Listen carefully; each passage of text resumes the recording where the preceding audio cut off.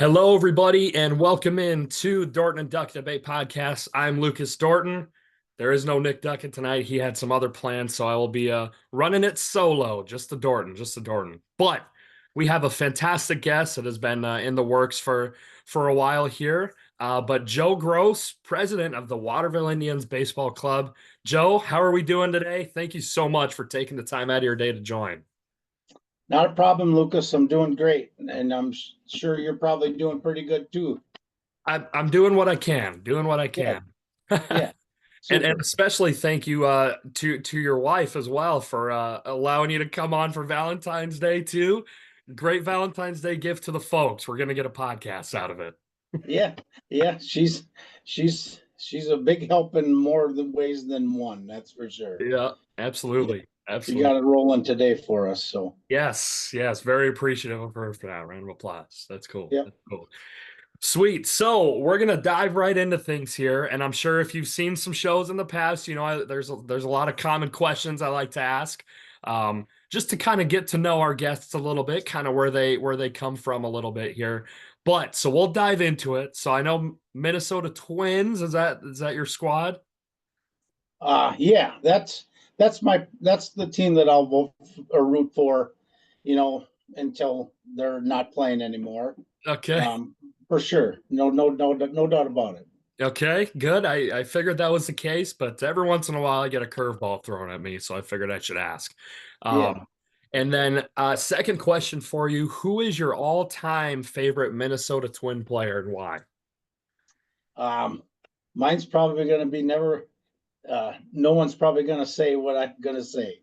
Okay. Um, Obviously, the successful Twin seasons there in the '80s and the 2000s, where they were very successful with the Torrey Hunters, the Herbecks and all that stuff. But Mauer, obviously, my favorite Twin, although he didn't play a lot of years with the Twins, just liked the way he played, liked his grit.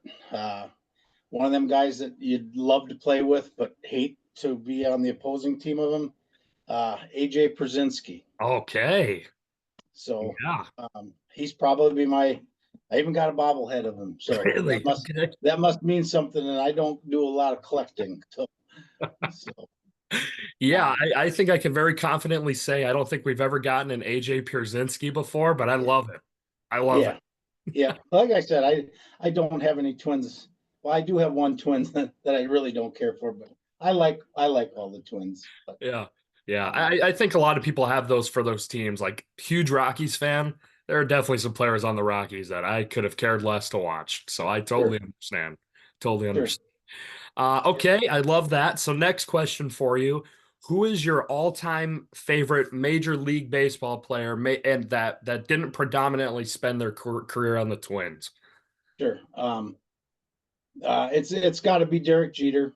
Okay. Um, Watching that Yankee bunch come up, and Yankees get a lot of heat for their spending, and it's not fair.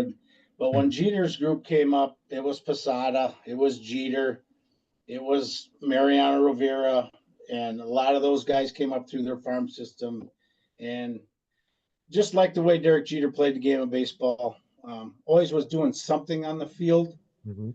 backing up a play, directing, infield, outfield stuff.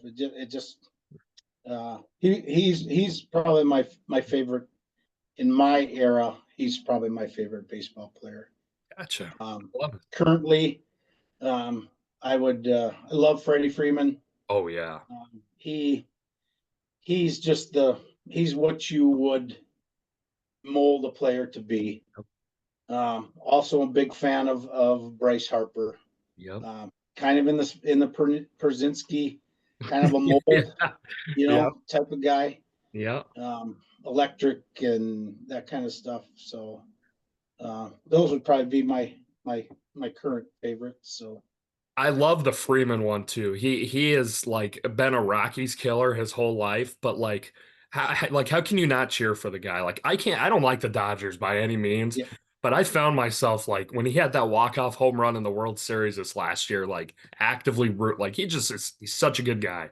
Such a good yeah, very disappointed when he left the Braves. I thought that's one of those Yeah. One of those guys that was going to play for the same team forever, but Yeah.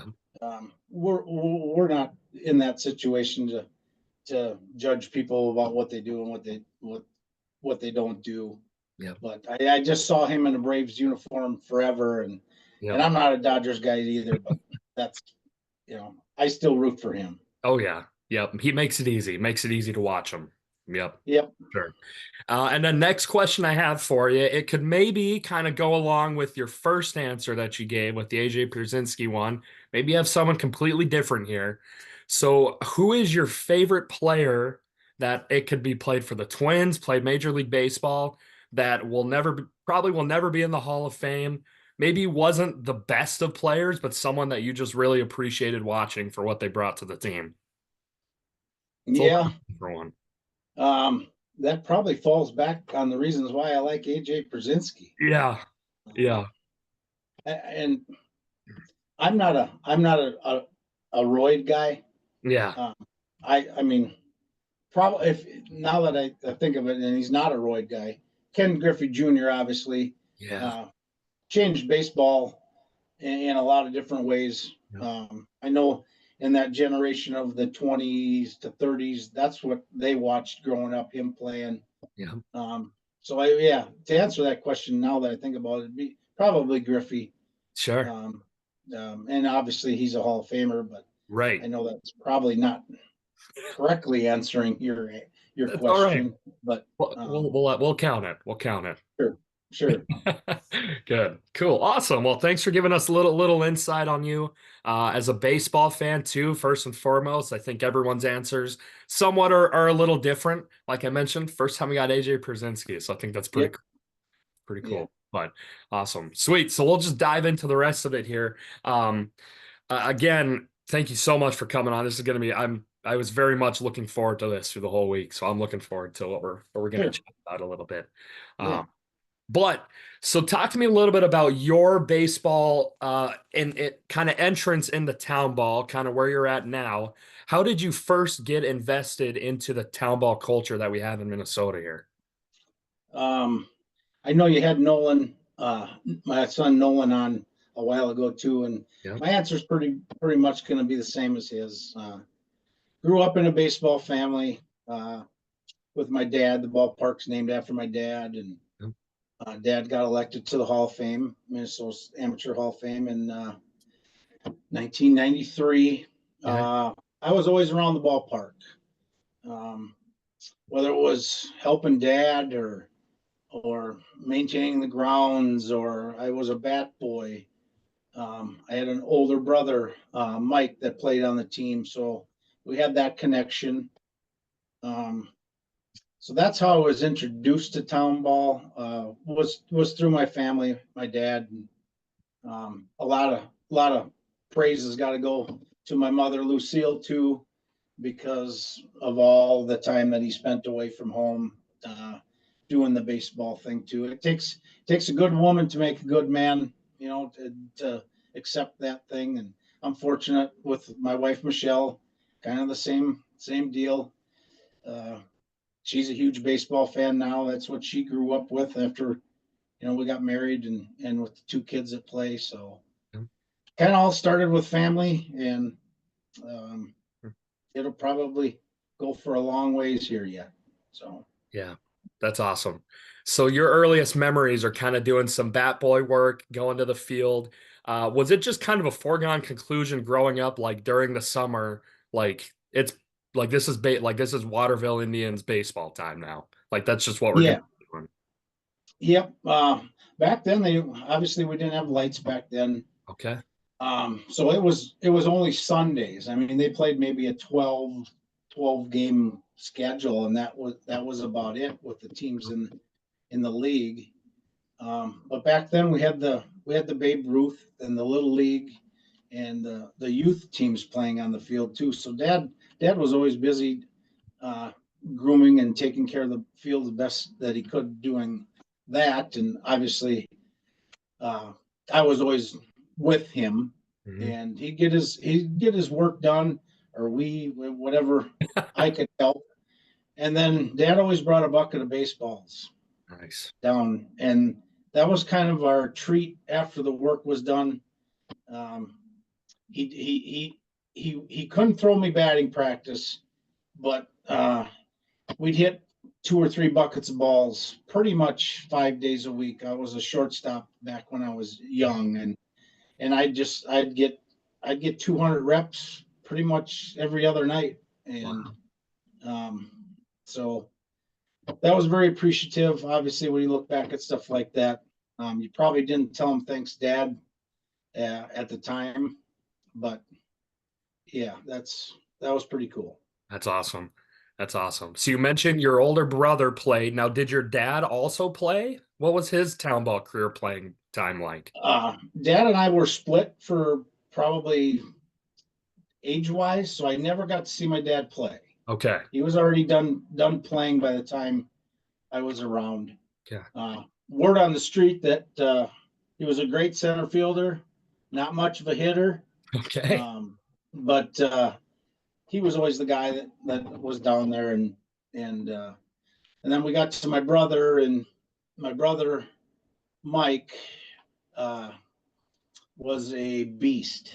He was Okay. a he was a masher. He was big left-handed stick. Uh, Pitched quite a bit for us. Played first base.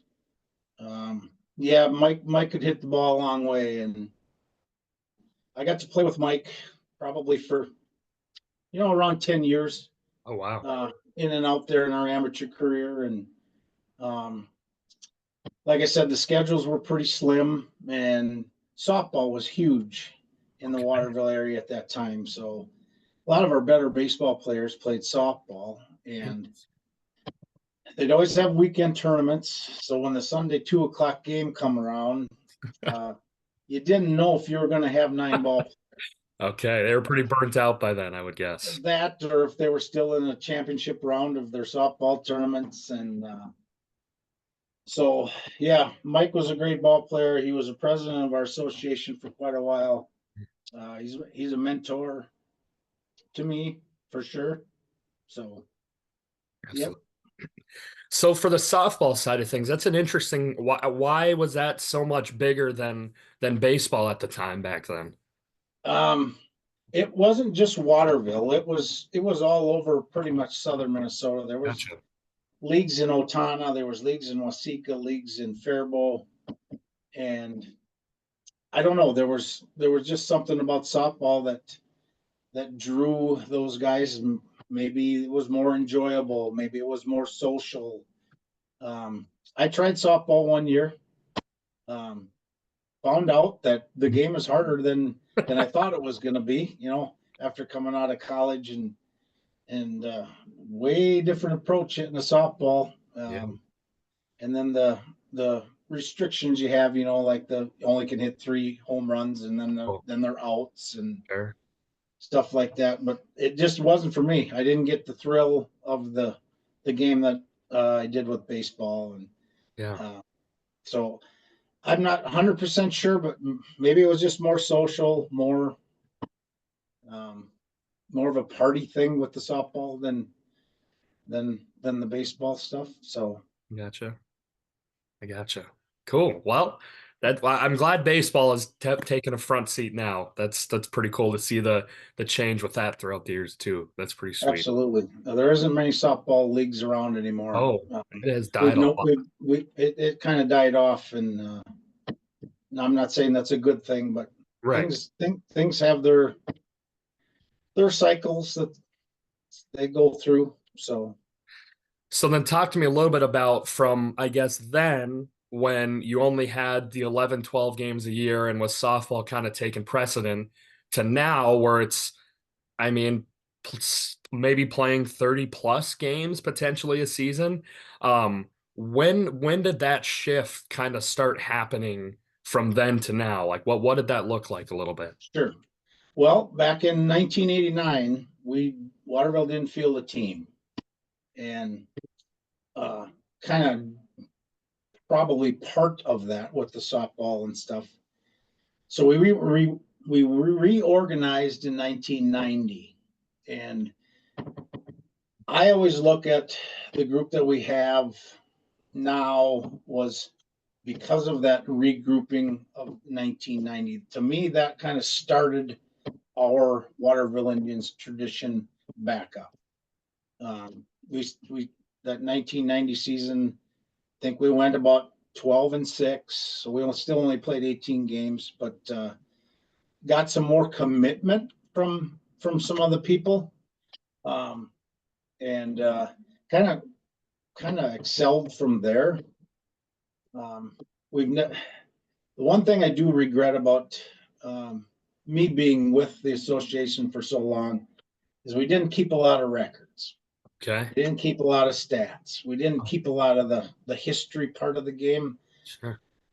So I retired in June, and I went down to our local newspaper office and went back through all the old archives starting at 1990. Okay. And so I did. So I was able to get our ending regular season records every year, and I printed them out and tabulated them into the current season. So we do have that. And interestingly enough, since 1990 to the present day, our association has only missed a region tournament 3 times in that span. Wow. And our winning percentage was 712. Oh my. So through, that's 35 years. So that was really cool. And I was glad I did that, Yeah. just to kind of grasp the whole process that I've been involved with the team with, to, to see those numbers and to see those stats was pretty cool. That is awesome. And it's got to be a sense of pride. I mean, obviously a lot goes into it, right? To having a winning culture, but just to see the storied success that you guys have had for since 1990, that's incredible. That is really Yeah. cool to see. Yep. And, you did and you look at your state tournament appearances and stuff. And I never got to ask my dad this, and Dad wasn't around in Waterville till about in the 50s, early 60s.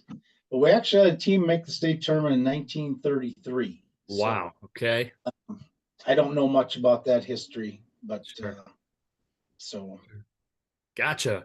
So then talk to me a little bit about, having a culture, right? You hear a lot of times in sports, like the standard is the standard, right? And like, Mhm. I think that's I mean, it's incredibly true. Like, I think there's so much truth behind that.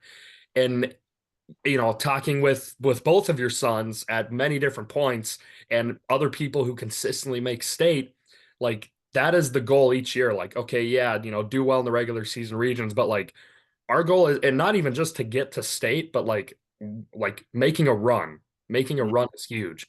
So how do you build a culture like that? And we could probably be here all night to give me the ins and outs of that, but what are some Sure. of the big things in your eyes that really help build a consistent year after year winning culture? I think that culture started probably around the mid 1990s. Yeah. We had some core guys that started it back up in 90, and then we added some pieces. And at that time, we all were 30 some years old. We all had families, we all had kids, and in that era, that's probably what built the culture that we now stand with, because we kind of set a precedent of, we took out loans to improve the baseball field. We've probably spent 400,000 plus since 1995 in that group. And our guys were go-getters. Not only were they great baseball players, they had a vision for our baseball park.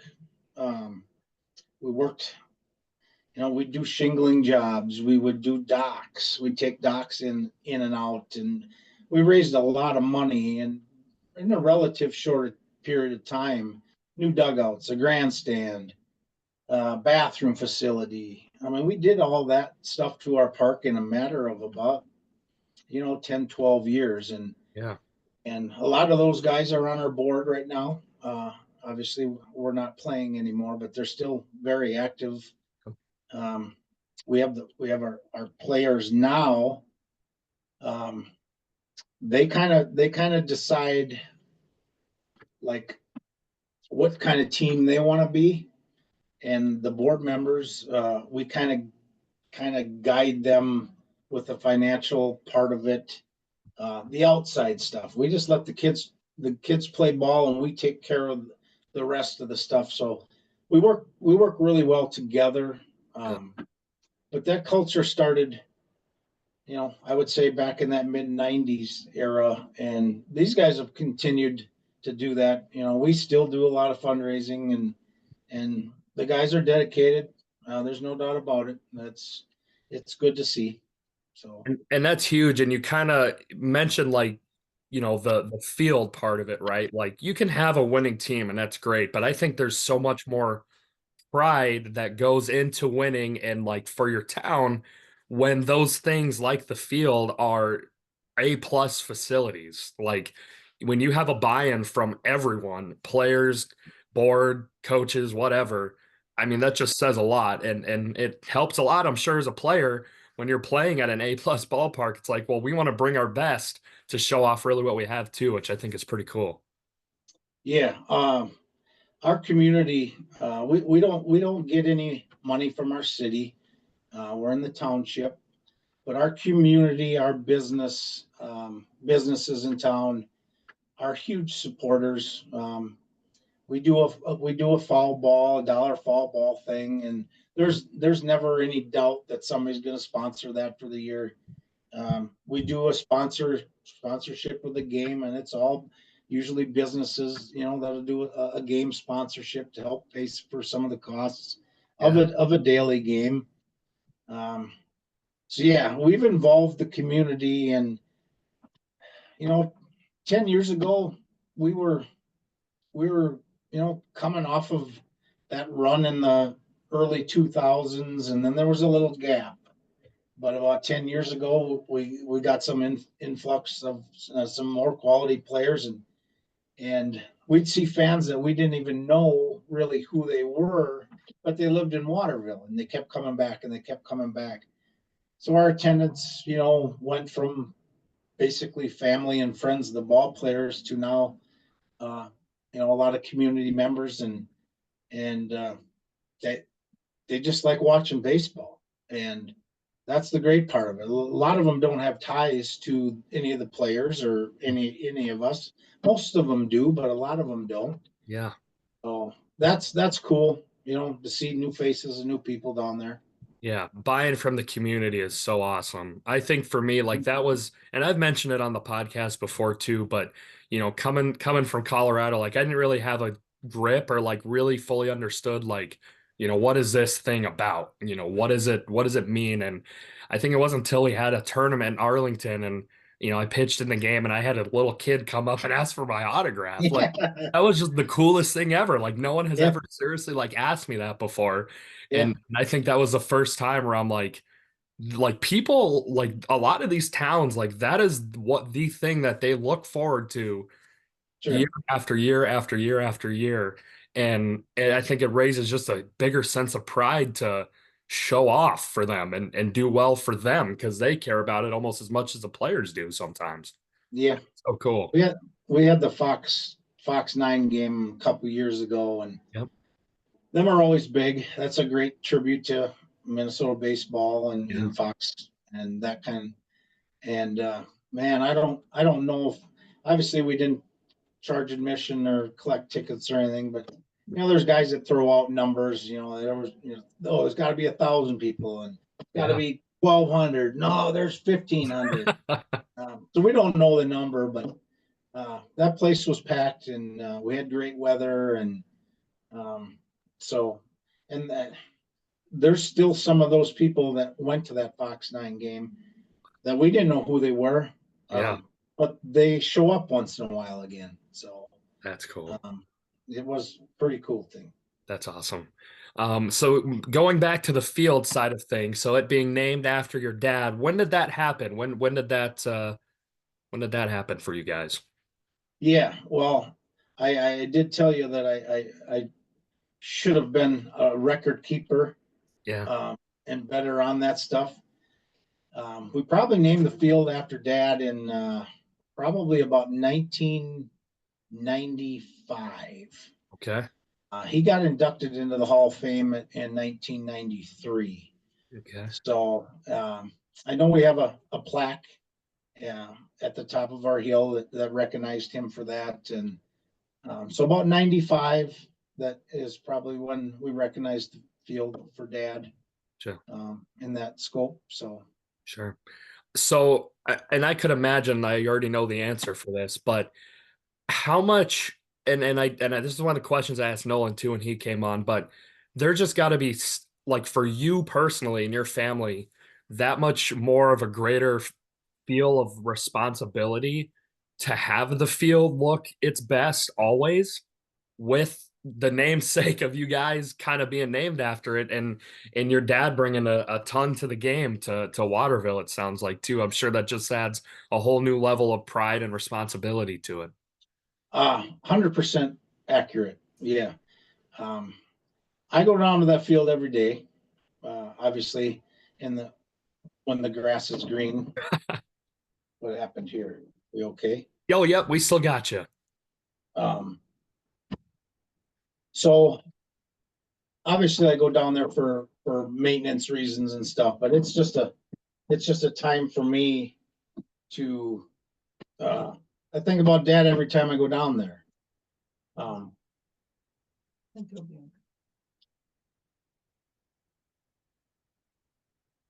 we still got you, Luke. Yep. We back? Oh yeah. Okay. Yep, we're good. Yeah, absolutely. And it's it's just not myself. It's Nolan and Dalton. Yeah. I have a sister that mows the outside of the fence. She takes pride in it. I have another sister that loves taking tickets and helping when she can, and then I got another sister that comes down and volunteers in the concession stand and does whatever she can. But it's just not all about the grosses. Like I Right. said, we Right. we have a 20 person board, Yeah. and those guys do as much as they can.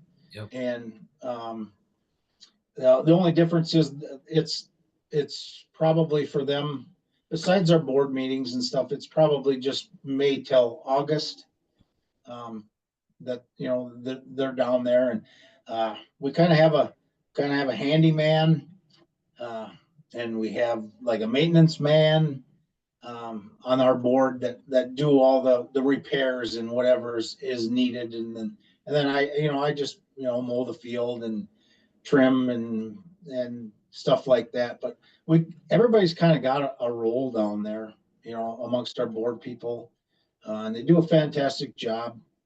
Um, so it's just not about. I'm just more visible down there, and I'll be more visible now since I retired. I can't wait till the snow's gone and I can get down there and putz around a little bit. So Yeah, absolutely. Um, that's cool. I think that's so awesome how it's like a well-oiled machine. Like everyone yeah, has the roles and everyone does it the best that they can, and that shows out in a lot of different ways too. So having buy-in from everyone. I mean, that's sure. massive. That's got to be so huge. Yep, it is. Yeah. Awesome. So next question for you. I know a lot of times throughout the years to have a lot of success, right? That's the players on the field and the managers putting them in the best positions to win too.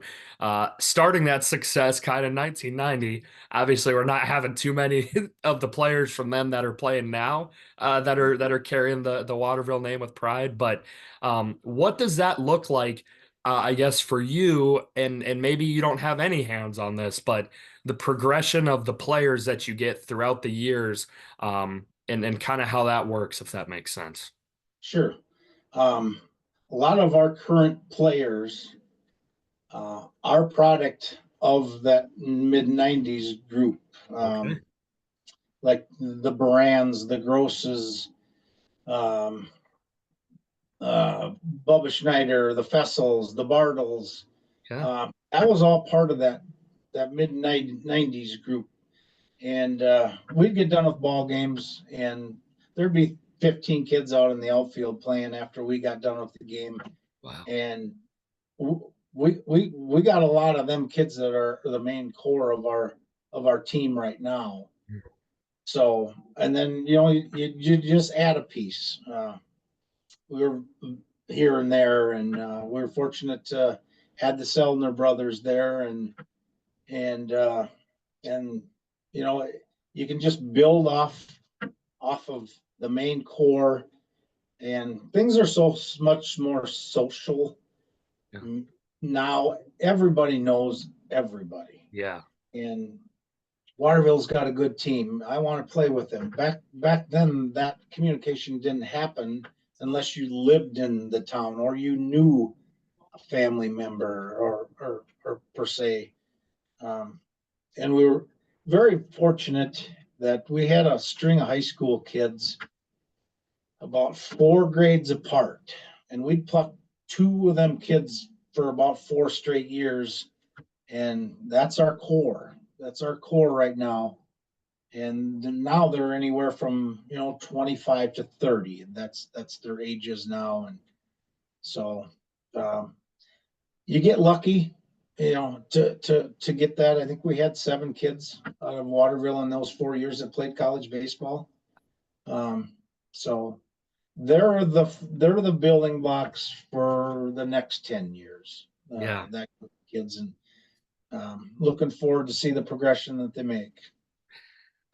Another question here for you. So you kind of touched on it briefly there with the Selner brothers and obviously Rick doing the managing there too does a fantastic job for your squad.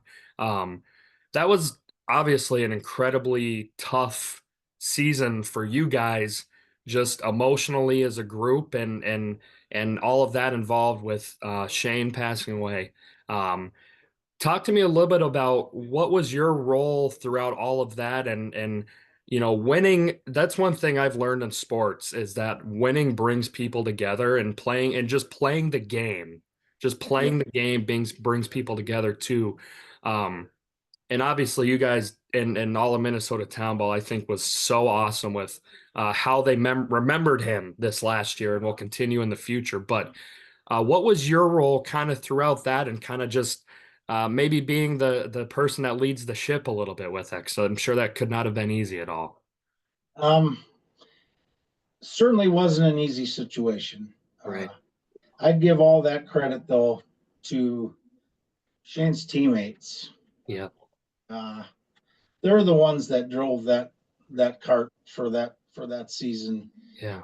Obviously, our board and Rick and Tracy um, um, helped through what they could, but Rick and Tracy were so super strong through that whole thing.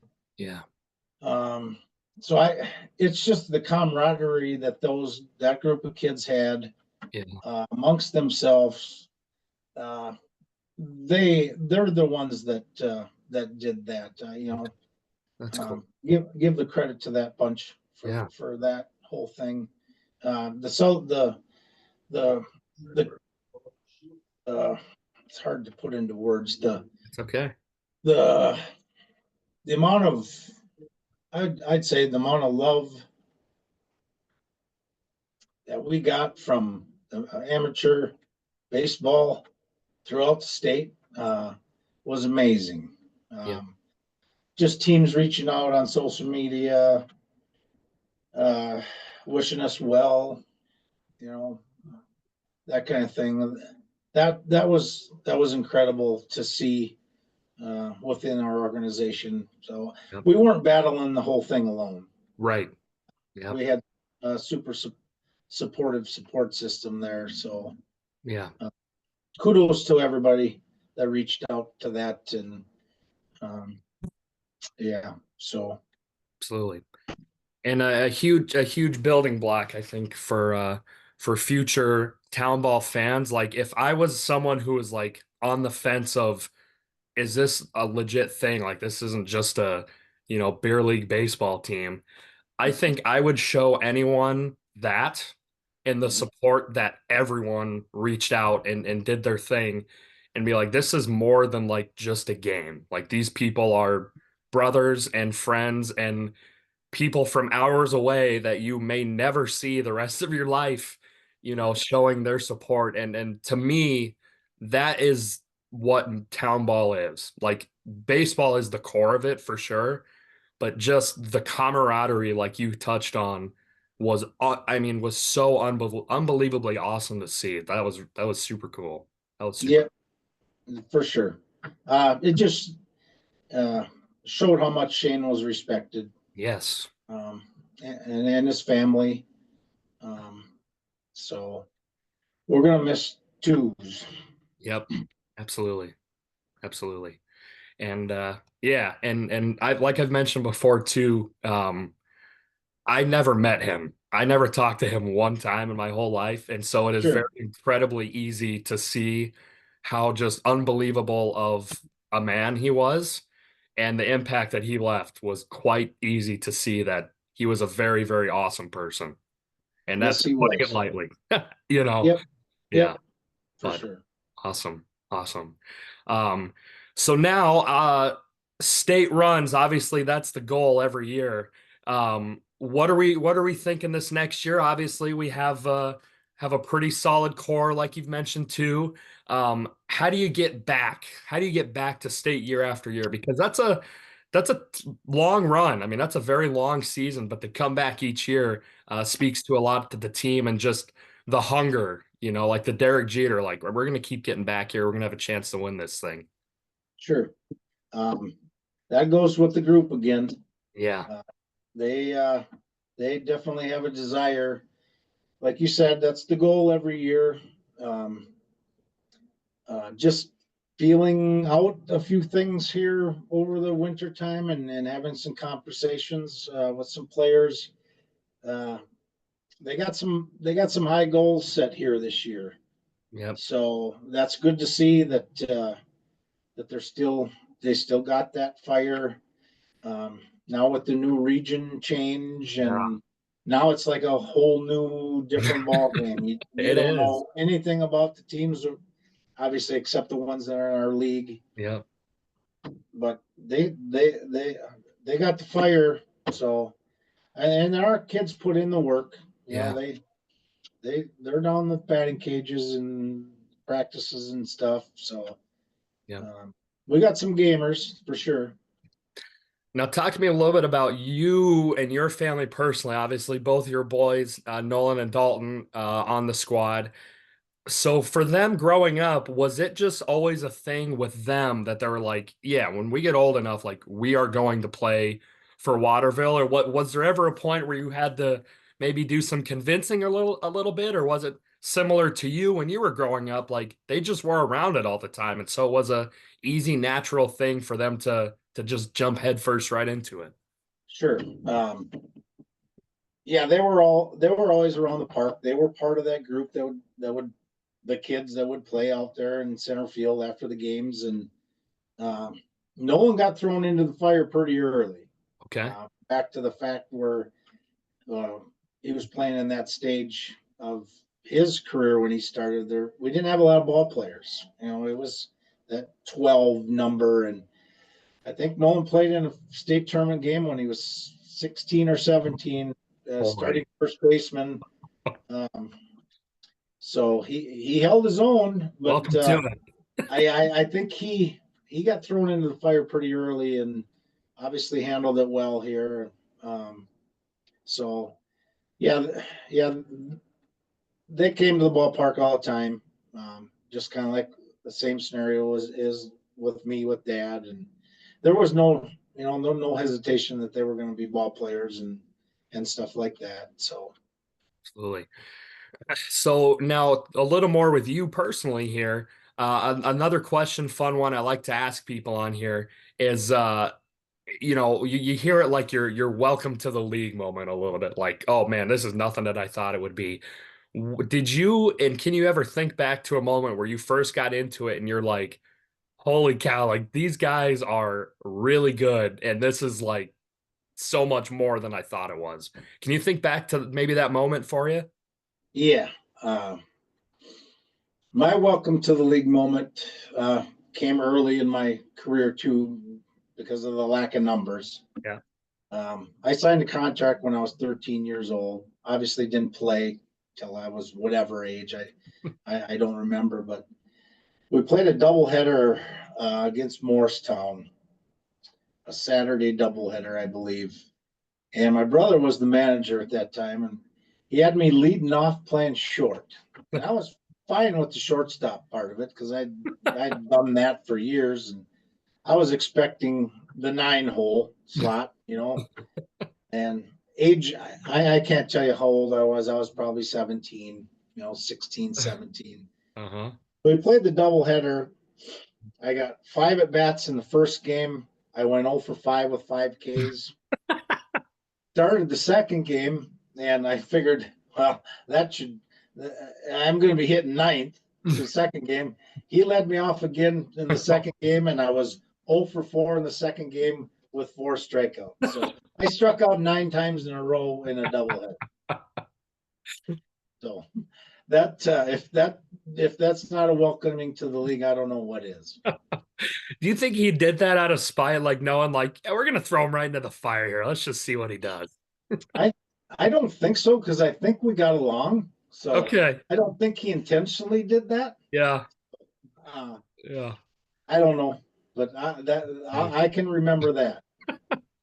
That's funny. Yeah. Yeah, that is probably one of the better welcome to the league moments I've heard. That Yeah, checks out. That yeah. checks out. Um, so being around baseball, for as long as you've had, I mean, you've obviously seen a lot of different types of ball players come through it, and you see it in professional sports all the time too. But what has the progression of the game looked like from when you first can remember being into it to where it's at now? Is it a lot of similar concepts? Players get better and stronger and faster, obviously, but has that shifted at all from when you first got into it to now? I would say back when I first started, it was more of a fundamental game because the coaches that you had, let's say 30, 40 years ago, were so fundamentally driven. Um, Bunt coverages, fielding, hitting the cutoffs, that kind of stuff. Yep.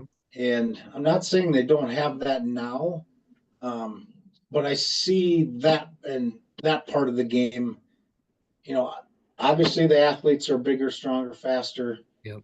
more talented, but I see that part of the game that you know the athletes weren't as good back then, but they were fundamental.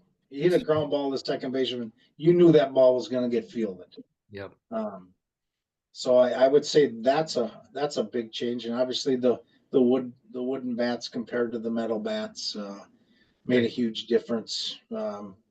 Back in our core year, uh, with the group that I talked to you about, we had the exact same team coming back from aluminum bat era. The next year we went to wood bats. Collectively as a team, we hit 56 home runs as a team with the aluminum bats. Same team year later, we hit 5. Wow. So that was a drastic change as far as Yeah. over the years for sure.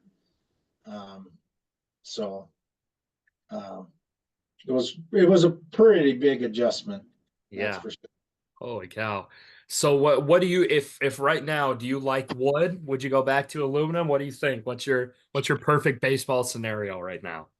As a player, I can 100% say this.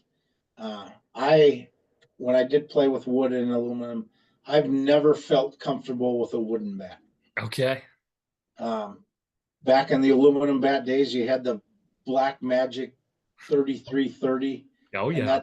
that thing felt like your best friend every time you put it in your hand. Now you grab that wood bat and it's end heavy, it's thin on the handles. It's so that was different.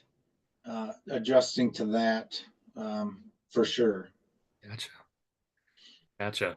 Awesome. Yeah. I mean, I would probably agree. I don't really hit it all these days, and I don't know that anyone would want to see me hit, but I remember my little league days, boy, swinging that Yeah, aluminum bat, man. Nothing like yeah, it. Nothing yeah, like it. Made you feel like Babe Ruth or Hank Aaron or something. sure. Really, Yeah, really cool. you could hit them a long ways. That's for sure. Yeah, absolutely. Now, talk to me a little bit about your playing days and transitioning out of that. What did that look like for you, and what was your next role post playing days? Sure. Playing days, I have great memories of the playing days with the group of guys that I played with, like we discussed earlier. Yep. Um, we had a lot of competitors on our team, so that was fun. We had a couple brawls, and we had a couple brawls in our own dugout. Um, so, but after, like I said, after the games with our club, you just wash it out and go back Yeah. and Yeah. uh, the next week. But it was the camaraderie. Um, our families are still pretty much in touch with all the families that played, and we go out once in a while, and you'll see them down at games. So that was a great memory there. Um, when I got done playing, um, obviously still wanted to be around the ballpark. Uh, obviously still wanted to be a big part of the organization. Um, Managed a little bit. Um, we always had trouble in Waterville finding a non-player manager. Mm. So that was tough. You got some buddies and you're going to sit them on the bench and they get mad at you and they don't show up the next game. That was always a tough call. Mm. And Rick came along and the non-player thing I think has worked out uh, better than putting it all on your man or all on your manager player, because Yeah. that you're trying to be on the box, and should I send the hit and run sign to the third base coach, or you're at shortstop and thinking, well, what am I going to bring Johnny in relief while you're still trying to play, and Yeah. uh, so that that was post playing career. And obviously I the concession stand and the maintenance stuff, that's kind of my thing now. And um, I've always taken care of like the contracts and all the outside stuff, the ordering of the baseballs and all that stuff that I don't want anybody else to have that burden to, because just go play baseball, let me take care of all this stuff.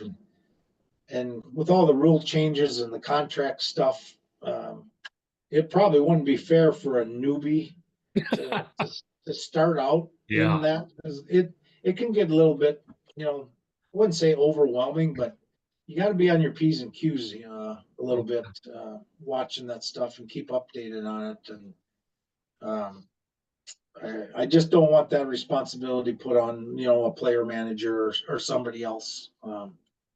So that's kind of what I do now. Get to enjoy baseball, watching it, Yeah. and so Gotcha. So when did Rick first come into the picture? How did he get integrated into the Waterville Indian community there and become the manager of the squad? When did that transition happen? Shane joined us like 9, 10 years ago, Okay. and I believe we had another manager at that time, a player manager, and it escapes me who it was. And then, like I said, we've kind of always left it to the players to decide the on field stuff. And Shane was a manager for a couple of years, and Rick was in the stands or concession stands just like the rest of us. He was on our board, and then somebody asked Rick if he'd be interested in doing it, and he's probably been our manager for about the last 5 years now. So Yeah. um, he enjoys the game for sure. Gets to manage his two kids there, and Yeah. um, so that's kind of how Rick got involved. Gotcha. Gotcha. That's awesome. So It's awesome. Cool. Well, I think I've reached the point of our chat here where I've thought of a lot of things to chat about. Is there anything that I missed that you wanted to bring up? Talk a little bit more about that maybe I escaped my mind to bring up right now? Um, going to be an interesting year for Minnesota baseball here with all the changes that they made. Yeah. Whether you can agree with it or disagree with it, I kind of like the challenge of now it's new again. Yep. Um, we've been into probably 4 or 5 different regions since I've been playing. Okay. And each time we went to a new region, kind of brought a little more excitement to the picture.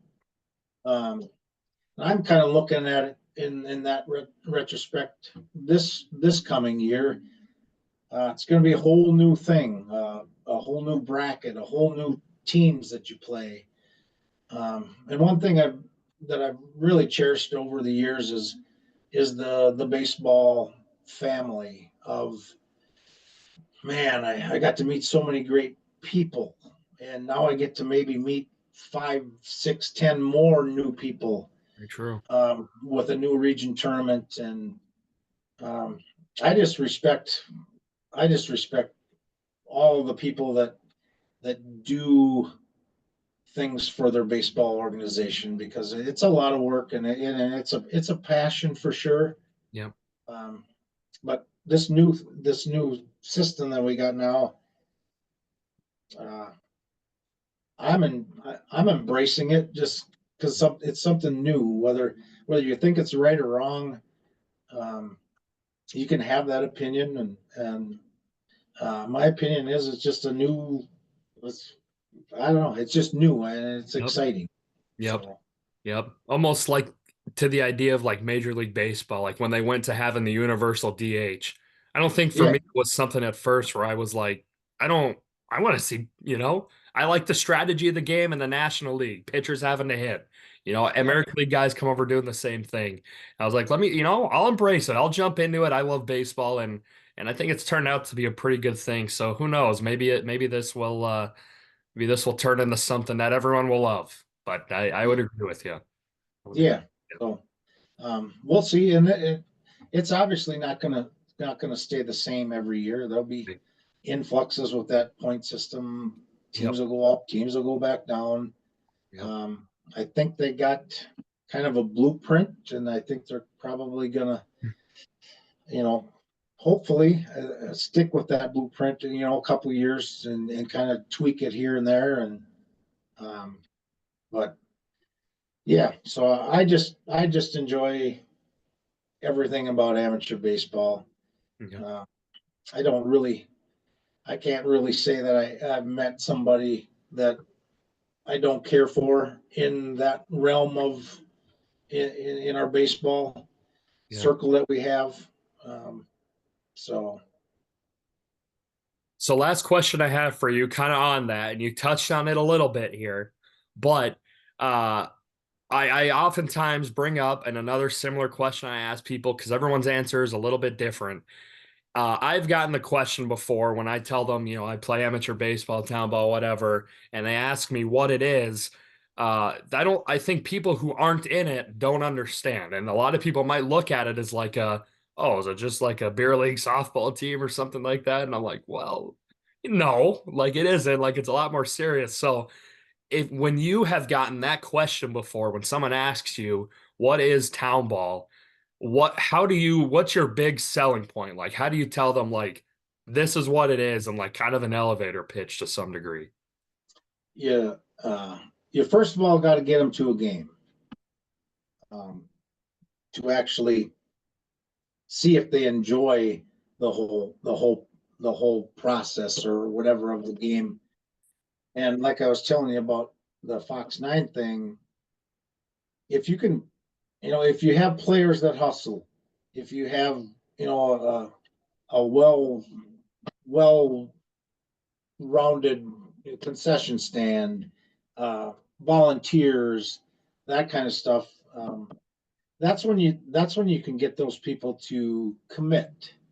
Mhm. Um, amateur baseball is all pretty much based around commitment from your players, from your organization, um, and and in some extent your fans and stuff like that. And so commitment would be my word for that process. Um, if that fan or if that person says, well, what is amateur baseball, and they come out and see, you know, I don't know how to explain the scenario of it really, but if they don't see a product that they're not going to like, they're not going to come back. Um, you know, players have a lot to do with that. Um, how they act and stuff with on the field, off the field. Yeah, Um, so I guess that would be my answer to that. absolutely. Yeah, I think on that too, like bringing them there and showing them like, oh, some of these towns that have, maybe 300 people at most, and the whole town is showing up every Yeah, single game. Like, I think that just speaks to it right there. Like, yeah. people They that might walk. have some involvement might not, like, they're going to show up. Yeah, they if somebody like that, what is amateur baseball, and they walk through the gates and see, like you said, 200 people all dressed in red or black or whatever their hometown thing, and they'll probably say this might be a pretty big deal. We might want to stick around and Yeah. watch this game and uh, and go from there. So yeah, there's nothing better than amateur ball, Lucas. I agree. I am glad that I got tossed head first right into it. It is just unbelievable. And Sure.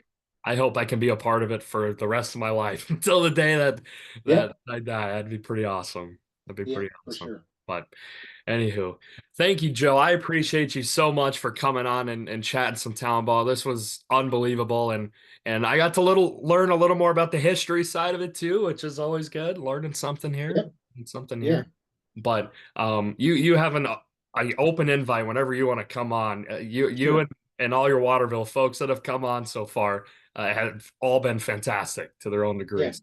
So I certainly Well, appreciate that. I think you're kind of following a little passion of yourself too, by doing this with your love for the game and doing this podcast. So Thank you. kudos to you as well. I appreciate that. I appreciate Yeah. it. Awesome. Awesome. But anyways, folks, thank you for tuning in to this episode 96. Certainly, if you want to come on too, let us know. We'd love to have you. But as for myself and for Joe, until next time, we are out.